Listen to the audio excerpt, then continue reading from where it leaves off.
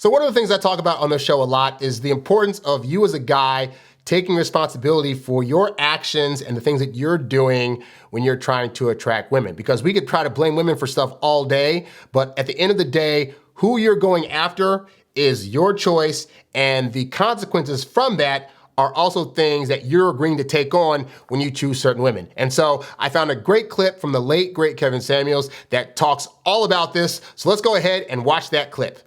I always wanted to be the guy married with the family, but I married twice. But I always put the failure of my marriage back on me because I wasn't the leader I needed to be. Now notice what he said right there. He said that he himself understands that part of the reason his marriages failed was because of what he was doing. He wasn't being the leader he needed to be. Therefore, he wasn't making them feel secure enough in being able to keep attraction to him, and it didn't work out. And I respect that, because so many guys will be like, well, we got divorced and it's all her fault, and she did all the things, and nobody wants to take self-blame.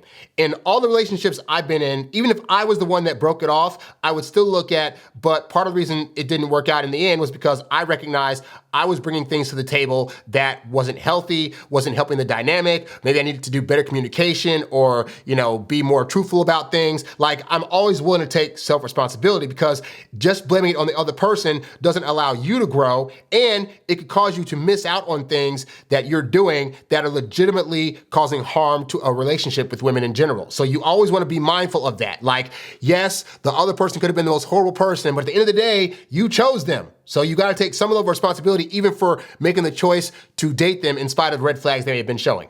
That's the problem that we have with most of the women that look.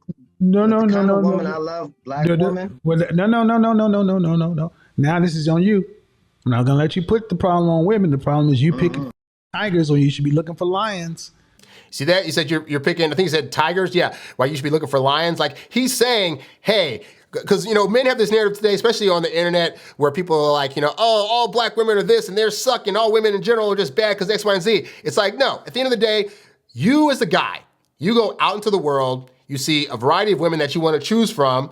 And admittedly, some women you're going to look at and realize they're easier to get with than others. But some are just like, well, yeah, they have some toxic traits, and yeah, they had trauma, and yeah, they treated their exes like this, but you know what? They're not gonna treat me that way. I'm gonna change them. So then when you get in there, you get all mad at them because they're acting in the way that they technically already showed you. Like, the number of guys that get into relationships with women, for example, that have told them on dates, oh yeah, I snapped at this person one time, or I argued with my ex and I had to tell him off this and that. They don't ever think that it's gonna be them until it becomes them. And then they're like, oh my God, I'm so surprised. Why won't she just? But she told you about stories and stuff that she did in her past dating life that would tell you this is probably the person you're going to get. So at that point, you can be mad at all women, but really it is you're going out there and hearing women say things that are negative about themselves, and you're still choosing to date them. At that point, you can be mad at them all day, but you have a significant part in playing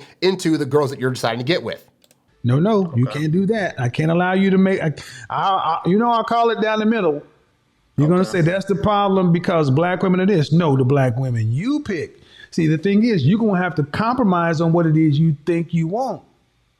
And here's the thing too, is that guys will say, but all women are like this. Therefore, I have no choice but to choose from negative. I'm telling you, I try to express to you guys, there are women out there legitimately that aren't from toxic environments, or if they are, they've done the work through therapy, through talking, through practice to be able to remove the reactions. Like, hey, we could argue, for example, my mom grew up in a toxic environment. Her mom was always talking down negatively to them and eventually divorced their dad to chase after some other guy that was also in another relationship. And yeah, like all of my moms sitting across the board have some level of trauma because they were talked down negatively from their mom. But my mom was like, I don't want my kids to go through that, so I'm gonna do the opposite. So she was able to see, I grew up in a negative environment, don't let this be the thing that causes you to also be toxic to your kids. Like, you have to have the self-awareness of that. So that's why it's important that, again, you need to be making sure that you're looking for women that are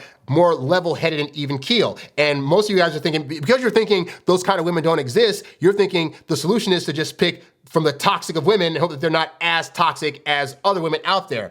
This is not the way you should be dating. But if you've had limited exposure to women out there, then you're gonna only be thinking that only toxic women exist. If you're only watching YouTube videos where they're only talking about toxic women or only bringing toxic women on, you're gonna have a negative perception that all women out there are not only toxic, but want to be toxic.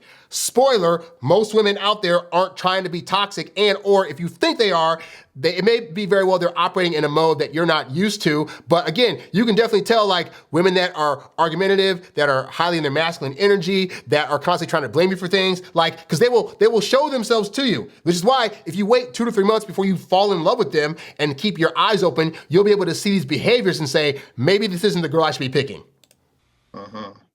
Because the mindset don't match with the outcome.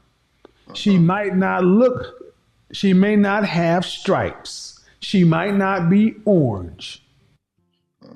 Lions look different than tigers. You are the person I said at the beginning, trying to make a liger. Make a lion. Or continue to be frustrated. And that's what I just try to stress to you guys. You guys come in here talking about, Harry, you're trying to simp up to women because you're saying that there are good ones out there, but they're really not. Like, you can, if you're gonna, I said on previous show, if you're gonna be mad at women and try to chase them, you're not gonna get good results because you're gonna be thinking all women suck. And then your bias is gonna go out there and you're gonna date women. They're gonna do 1 or 2 mishaps like, oh, they might not call you the next day or whatever, or respond back right away. See, women are toxic, this is proof. She's just playing games, oh my God. But you, again, you gotta learn how women operate and how they function, but also you need to start taking self-responsibility for the way that you are showing up and for the women that you are choosing, because it's not all women. As I've said before, if you date like 1 or 2 women and it doesn't work out, you could say, okay, those women are crazy. If you date 9 or 10 women and they all started off with a high interest and then they leave you, it means that you are doing something wrong. But also to that point, if you're dating 9 or 10 women and all 9 or 10 women are toxic, that also means that you have a problem going on in your head that's drawing you to these toxic women, and or you're not knowing how to show up in a good way to women that wouldn't be toxic. And so that relegates you back to only getting toxic women. This is ultimately all under your control, which is why I say, guys, you could sit here and look at these videos all day and blame women and say they're all horrible, but that doesn't get you women. What gets you women and get you women that are not toxic is A, learning the ins and outs of how dating and attraction work, and then also being aware of when women are starting to display toxic patterns. Like I said, women can try to fool you for the first couple of weeks, but if you're patient and you're diligent and you're asking the right questions of women, they will start to tell themselves. They'll tell you about that ex that was the crazy ex, but that she was also starting fights with, or about her crazy family that she also does toxic things to, or like various actions she's done in the past that caused her to like end up in jail or get suspended from school, or a wide variety of things, or especially like the ones that are like on drugs. I don't know how guys will hear a woman say, oh yeah, I smoked this, or I've done these drugs before, and then think that she's gonna be a non-toxic partner. But again, because we're thinking we don't have enough women available to us and we're kind of horny and we want sex and we're just like, well, I can just hook up with this girl. And that's a lie too. Don't fall for the lie that you can just hook up with a girl and not have feelings for her. Because you'll see a woman that's like, oh, well, she's toxic and I don't want to be in a relationship with her because she has X number of bodies and she has all this trauma in her past, but she'll be good for a few hookups and then I'll just throw her to the side. Because I'll just speak from personal experience, trying to do that, what I found usually happens is you hook up a couple of times, it feels really good, and now, because the hookup was great, you're now trying to backpedal and give excuses to your brain as to why she'd actually maybe make a good partner because these hookups are so good. But a good hookup doesn't mean she's gonna be a good partner, it just means she's really good in the sack. But if she has toxic personality traits, that does not go away just because the sex is good. And you can't make her into a better person in the hopes of being able to continue on with that hookup. So you gotta really be mindful and diligent of all this stuff, guys, when you're out there in the world. But yeah, kudos to Kevin for calling guys out about, oh, all women are blah, blah, blah, blah. It's like, no. The ones that you are choosing, the ones that are in front of your face, the ones that you're attracted to, are the ones that are toxic. And if you're not attracted to non-toxic women, you need to seriously analyze that, figure out why that is, and then start getting your brain on the path towards actually going after women that would ultimately be good partners and be good choices overall and not bring a lot of toxicity to your life. You's a bad boy, but you can't stop, won't stop. You a high-earning, high-value, high-class man.